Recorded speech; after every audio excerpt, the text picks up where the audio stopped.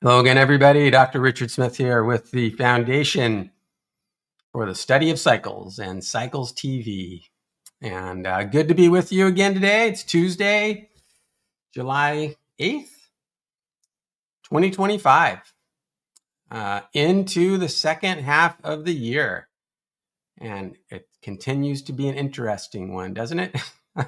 So thanks for joining us again today. We're still riding high from our incredible conference in New York City, incredible community of people. So fired up to continue to gather in our online communities for now, but looking forward to getting together in person again when we can make that happen, and fired up about this community of people and all the really interesting work that's going on, and continuing to learn and discover and grow together.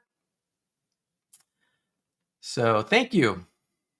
And we'll take a few questions at the end, but I wanted to share with you all a pretty compelling setup for a temporary, short-term correction in equities.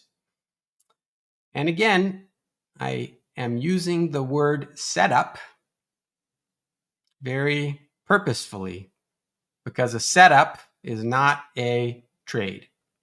It's just a setup. It's just the conditions that say this could happen. The probability of this happening is higher than it otherwise was, say, a couple months ago. So I'm going to share with you the details of that setup. Going to try to make it a little more complete. Talk about, this is trading market cycles, because, I know people trade cycles, use cycles in their trading, and that's part of what we're here for, even though we have a bigger purpose. And trading is always very specific, very unique, infinitely unique, because we're all infinitely unique. Every person's situation is different. Everybody executes differently. Everybody has different things going on in their lives. And in the end, it is your money, your decision.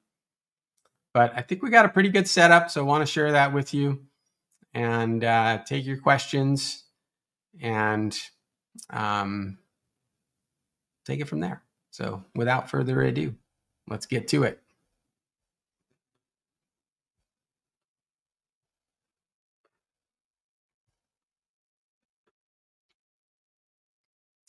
So I'm starting out here with the S&P 500 futures, the E-mini futures, the daily data. Anybody that is subscribed at any membership level includes the basic access to the cycle analyzer and daily data, and I'm pulling this from Yahoo Finance. So this is futures data on the S&P 500, ES equals F from Yahoo Finance, :YFI. So right away, the first thing that jumps out to me looking at this chart is the continued deterioration in momentum, right? From back here, maybe even back here, right? July of 23 got a little bit of a higher high here, but not much. But ever since then, all the peaks in momentum, all the new high prices have not included higher momentum. And this is the cyclic RSI indicator. It's a momentum indicator tuned with cycles. Lars talked about that a couple weeks ago. And now we've got a new highs. And again, not a new high in momentum. Okay. Not even higher than back here, let alone back here or back here. So deteriorating momentum. Meanwhile, You could have said the same thing here and here, but price has gone higher anyways. So again, this is a setup. Our fellow board member, Jake Bernstein, always talks about setup, trigger, follow through, right? So this is a setup. Cycles are a lot like sentiment indicators in this way. They're conditions, but not necessarily triggers. But it's a pretty good setup. And if we look at the cycles now, they're sorted by stability, our new proprietary indicator. And we've got 3-4 good cycles, all with stability around 60%.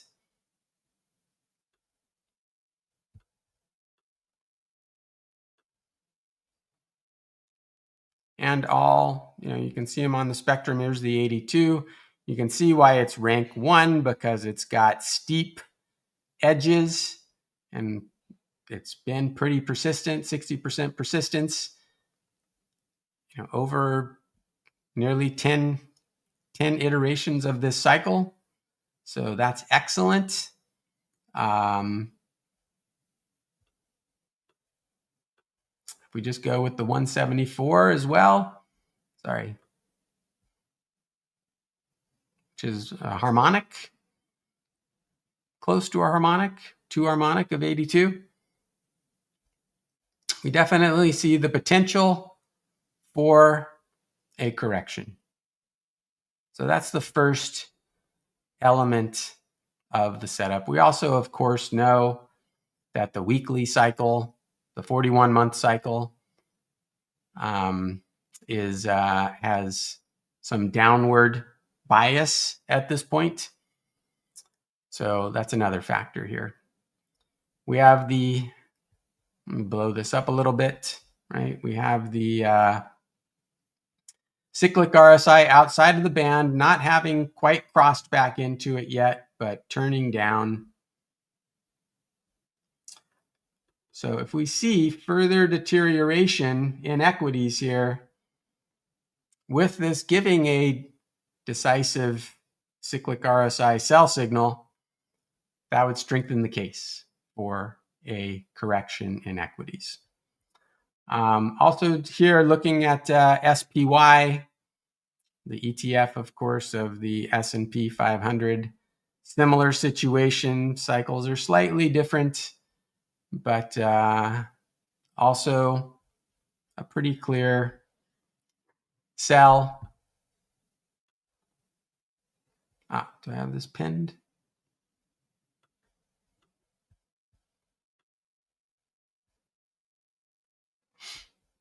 Start this one over.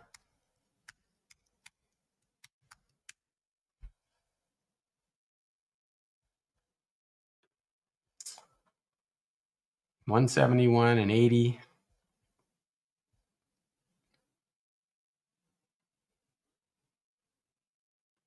$119.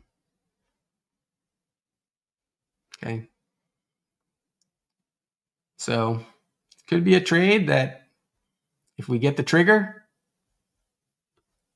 in this case, it would be a cyclic RSI sell. Could see a few months of downside pressure. And I think it could be significant. Certainly have enough geopolitical and narrative uncertainty at the moment to support some market dis-ease.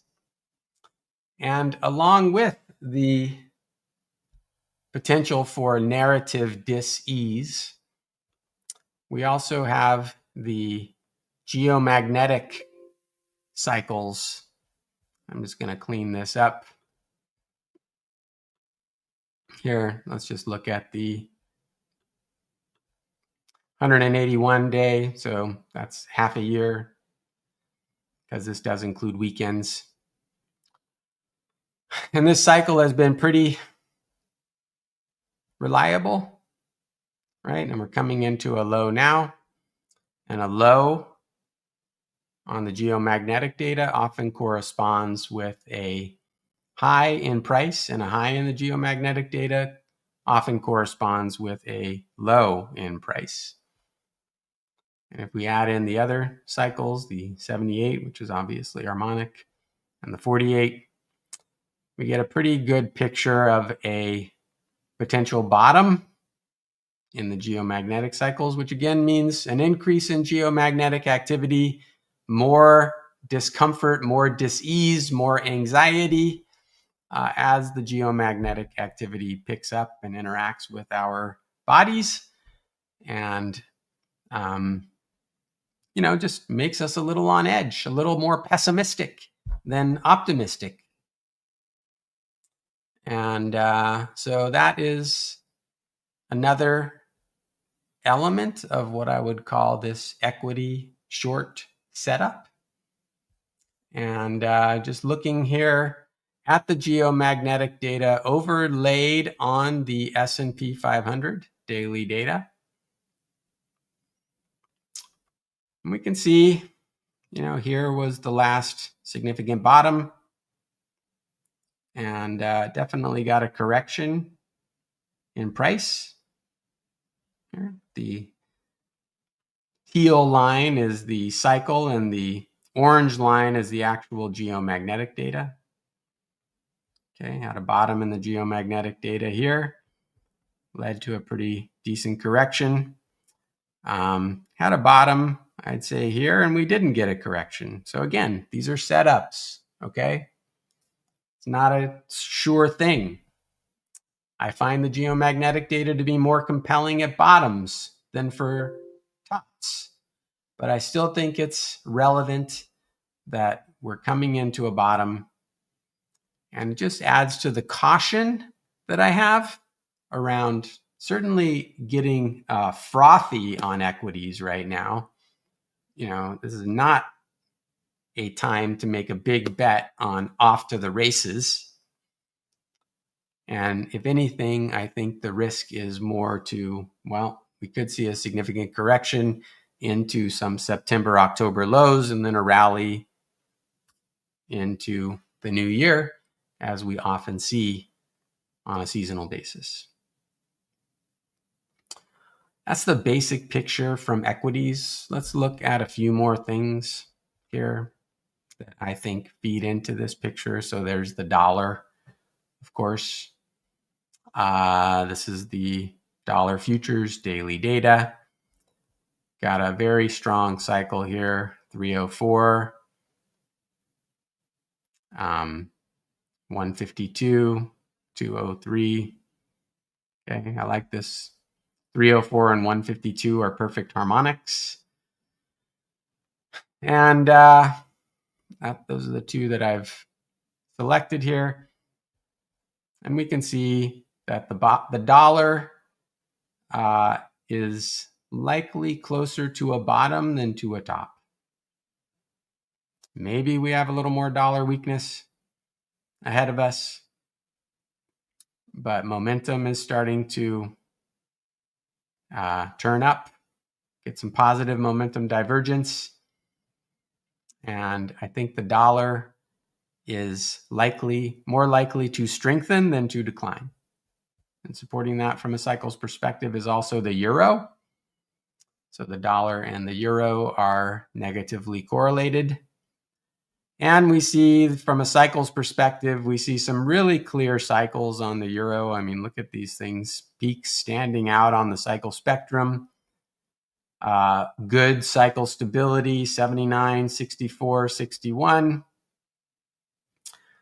Certainly momentum has not given a sell signal here, right? So again, setup, not necessarily trigger.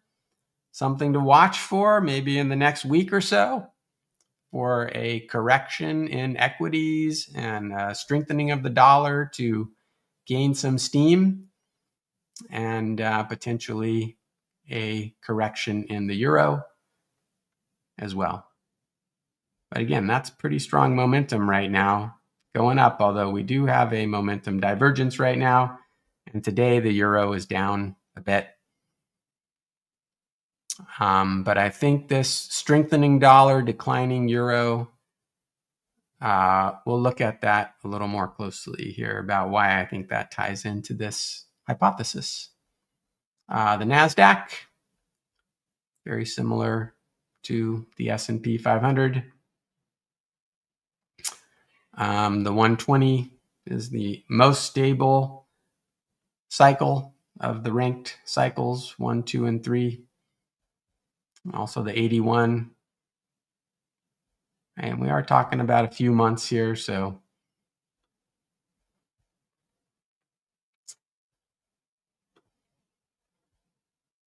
the NASDAQ looks toppy, the same kind of negative momentum divergence and curling over momentum as well. So again, last week I said, look, we're going into the 4th of July. We're don't sell stocks on Monday. And indeed, the market has held up pretty well over last week and into the early part of this week. No big triggers yet. I'm just painting the picture of a setup and studying cycles.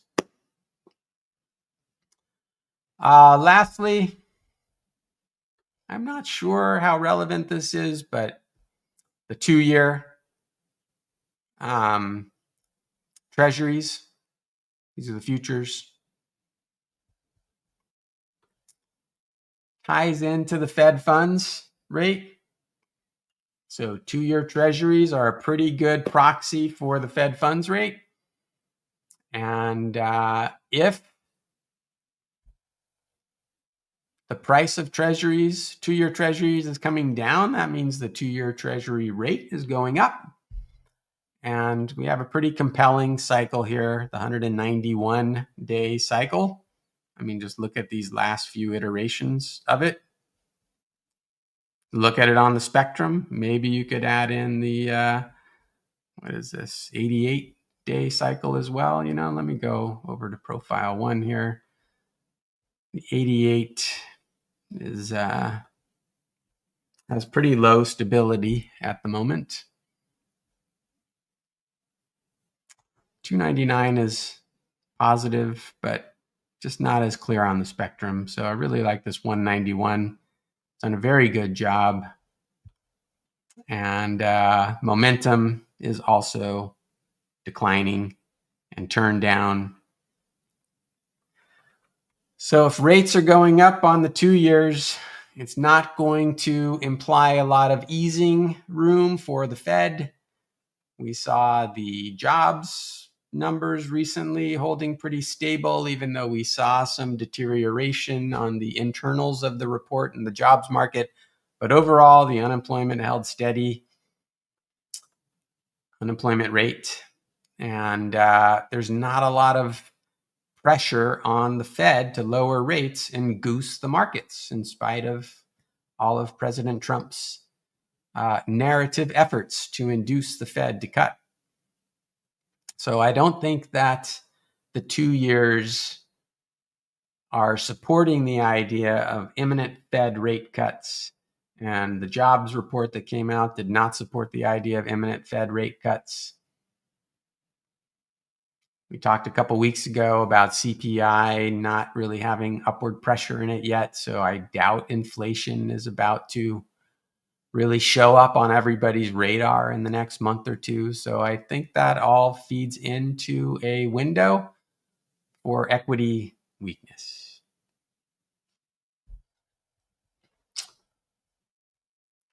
This is my correlation matrix on daily data. And the dollar in particular here. Okay, it's actually been slightly positively correlated to equities. So if the dollar's going up, that's not necessarily a red flag for equities. Meanwhile, 2-year treasuries have been negatively correlated to equities. So if they're going down, that could mean a slight positive lift for equities. That is what the math suggests. So I guess that's in a little bit of conflict with my overall narrative that a rising dollar and a declining 2-year treasuries are not good for equities. But it's not very definitive because these correlations are low, right? So 20%, 26% there versus 12, 11% here on the Dow and the Nasdaq and the S&P 500. So I would say not a lot of information in these correlations at this point. And again, all of this is setup, not necessarily trigger. So just reviewing, got pretty compelling cycles, strong cycles, topping in the S&P 500 futures and SPY and in NASDAQ on the daily data. We've got the geomagnetic data bottoming and indicating, some increased discomfort into October, which lines up perfectly, by the way, with the October bullish trade, seasonal trade from the end of October to the beginning of January.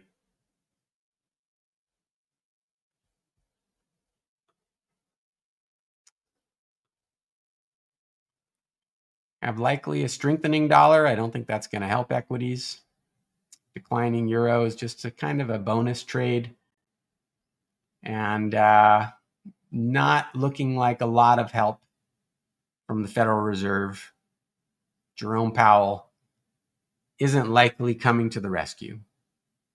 So maybe Trump pulls a deal out of his hat. But more likely than not, it seems like we're going into a period of tension. And certainly the summer doldrums, although the first couple of weeks of July are sometimes bullish. So that's why I'm saying keep an eye out for a trigger.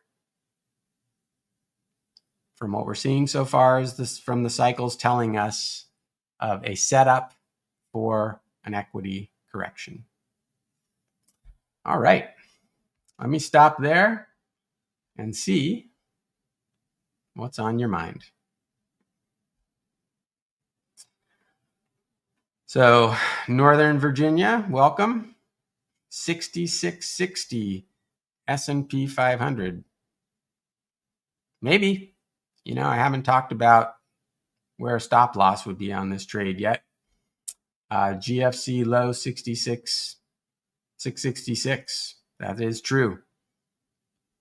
When the 6 RSI cuts below the upper band, signaling a sell, it can sometimes reverse and cut above the upper band again.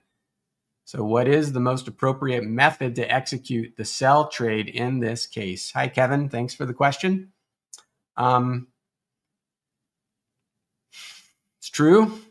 Not all trades work out, right? So if you see that cyclic RSI go back above the band, especially if you get a new high in momentum, that's a good stop loss indicator right there. So I haven't given a full trade context here, right? I haven't given a trigger for an entry and I haven't given a stop loss, but those are all parts of having a complete trade. So I'd be looking for the cyclic RSI to give a sell signal on the asset I was considering trading, right? Whether that's SPY or the S&P futures. And, then I'd be looking at maybe like a new high in momentum or some other simple stop loss indicator to get me out of the trade if I'm wrong. So I don't have a definitive answer for you, but I can tell you that if you see it reverse, go back above the band, especially if you make a new high in momentum, then that trade is over. Rowan, it's difficult to see equity weakness if the cycle suggested continuing weakening of the US dollar.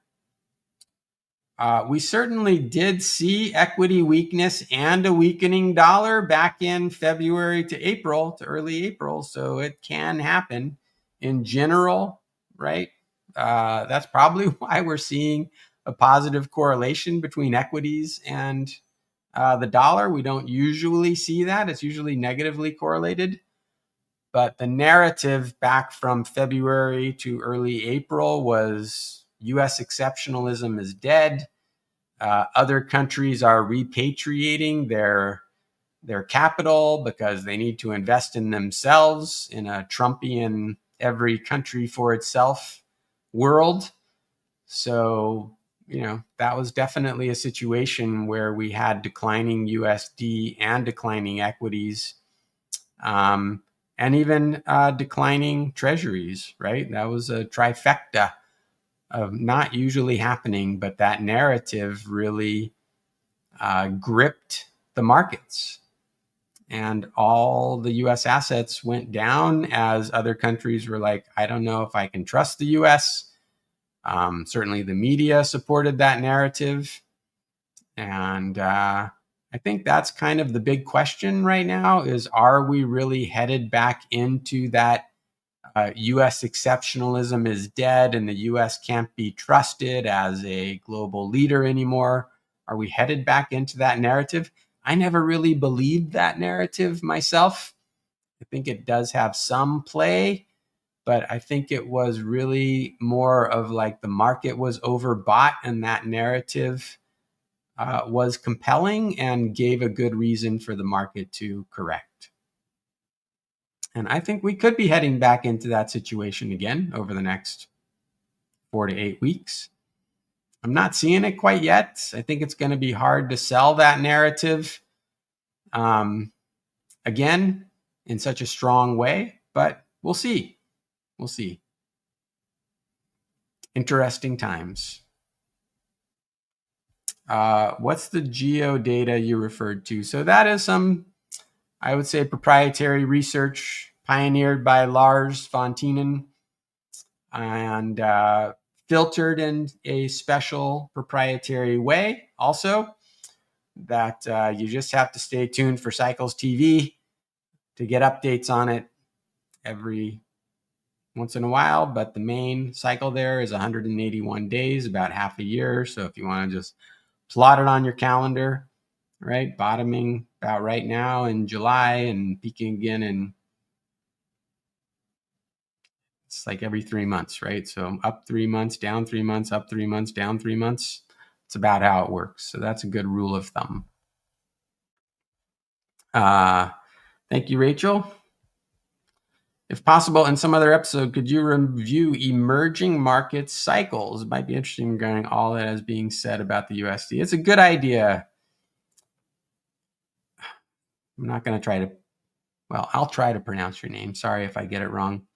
I'm going to go with Gilabrex. All right. As the Mag 7 make up so much of the SPX, do their cycles confirm the SPX ES cycle? I think there has been a little more broadening of the market, which is one of the encouraging things about this rally. The New York Composite just made all-time highs. So it's not just the Mag 7. Many of the Mag 7 are still lagging right now. So technology certainly has supported this rally, but it hasn't been the only story. So I think we have seen a little bit of broadening of the markets, and I frankly am more interested in the small caps at this point.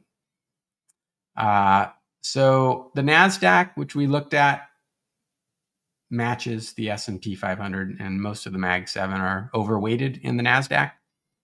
So I would say that on the whole, the Mag 7 are not in contradiction to the equity short setup that I've outlined here today. Great pronunciation. All right. Thanks.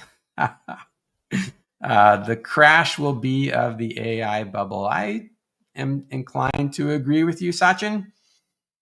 I do think that we are in an AI bubble. I think that the way AI is being sold is very, very misleading. And I'm using AI and I really like it, but it is not what it is being presented as. Okay. It is still hard to do something impactful and real and factual. Okay. Have you ever noticed how AI gives you a lot of words back, right? If it were really impactful, it would just have a very simple answer. But no, it gives you back long narratives that you can read into whatever you want to read into, right? And that as ChatGPT gets to know you better, can put the right words in those narratives to really persuade you that something's happening when really nothing's happening at all. Okay. By the way, ChatGPT is not actually the underlying LLM. Okay. It's a wrapper around the large language model. And that wrapper is really about getting to know you. So getting to know what language to feed back to you from the large language model so that you just are dazzled and wowed and convinced that this is the greatest thing in ever that understands you so well and that you should just spend more and more time with. So that's kind of interesting. It's not a recipe for improved productivity, but there are real things going on with AI. I'm not saying that it's not an authentic innovation. It absolutely is. But there are definitely things that are being overhyped. Rashid, I have a question. I'm interested to join membership. I want to know if I'd be able to see other markets such as Tata Wool All Shares Index. I'm not familiar with that market, Rashid. If it's on Yahoo Finance, you can see it. And if you have the data for it yourself, you can also upload that manually and do a cycles analysis on any time series data that you can put into a CSV file and upload to the cycle analyzer and look at it yourself. How are we doing on time? 12:30. Why does the sine curve in the app shorten when projecting, i.e. the future lower high is forecasted sooner than what counting the trading days forward implies? Okay. Yes, Niklaus. This is a little, I guess you could call it a bug. You're right. Let me show you what he's talking about. And by the way, if you want me to look at something, we got a few minutes left. So let me go back to Cycle Analyzer here. So effectively, what's happening is that the number of days forward, so this says, 0 days here. So we're just looking at this 191-day cycle. So it gives the next bottom here as October 9th of 2025. But that's not actually quite true because 96, it's using calendar days when it projects the cycle forward instead of trading days. But everything in the past is trading days. So that is something that still needs to be addressed. It's something you just have to factor in.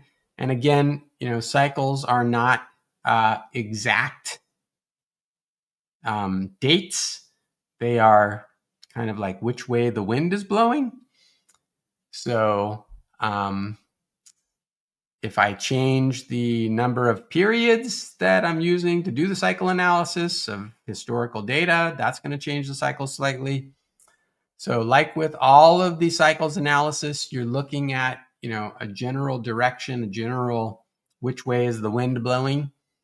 But you're right, Niklaus, that if you go, so that would be half of 191 is what, 80, 95, 96, right? So you'd have to go 95 trading days forward to get an exact what the exact bottom of this cycle is in trading days.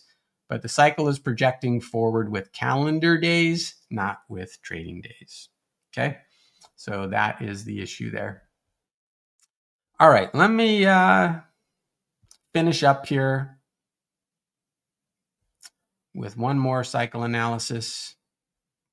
I'm going to show you some intraday cycles on the S&P 500.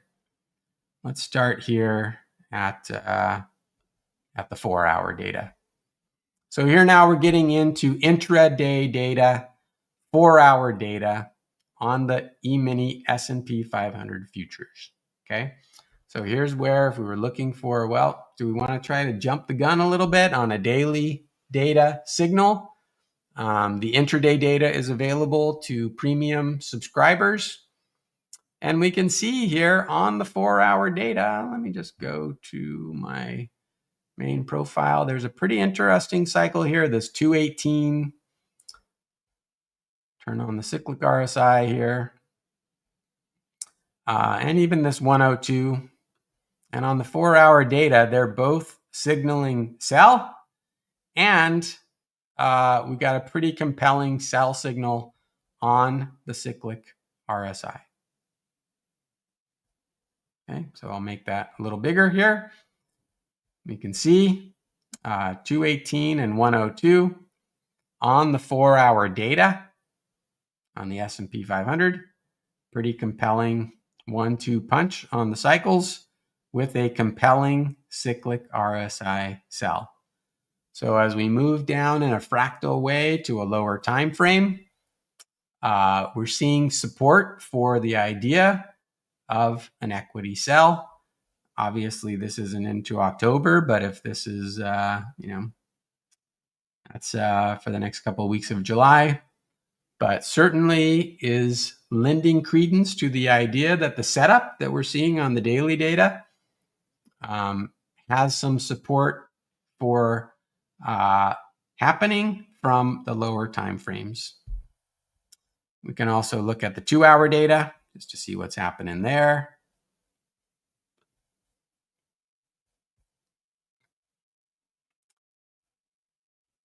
So on the 2-hour data, in fact, I think this is okay still.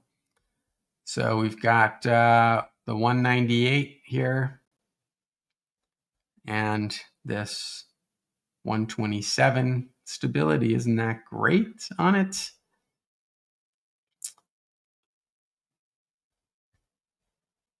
But this 198 suggesting some downside pressure. Pretty compelling momentum sell signal from the cyclic RSI. So I think the lower time frames, at least on the futures data, also suggests some downside risk to equities. If I were trading this, a stop, C60. Let's go back to the 4-hour data.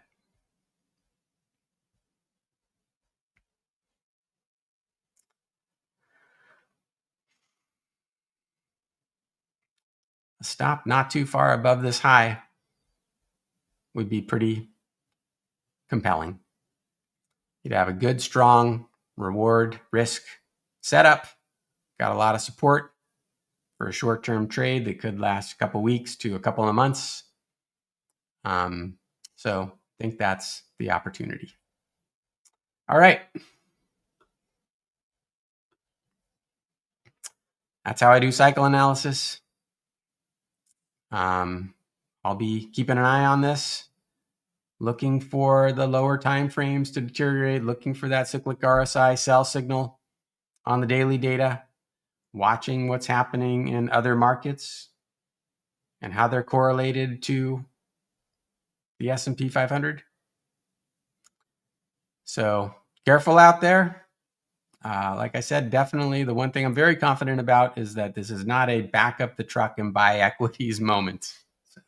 So appreciate you all. Thanks for joining in. Bring a friend next time. Subscribe, become a member, support the work of the foundation. We got so much opportunity. Very excited about this community of people and what we can do together. So join us, and I'll see you again next week. Lars is on vacation. He's doing that European 3-week vacation thing that we Americans don't understand, but envy. And I hope someday I can be so balanced myself. So have a great vacation, Lars, and I'll see you all next week. Bye-bye.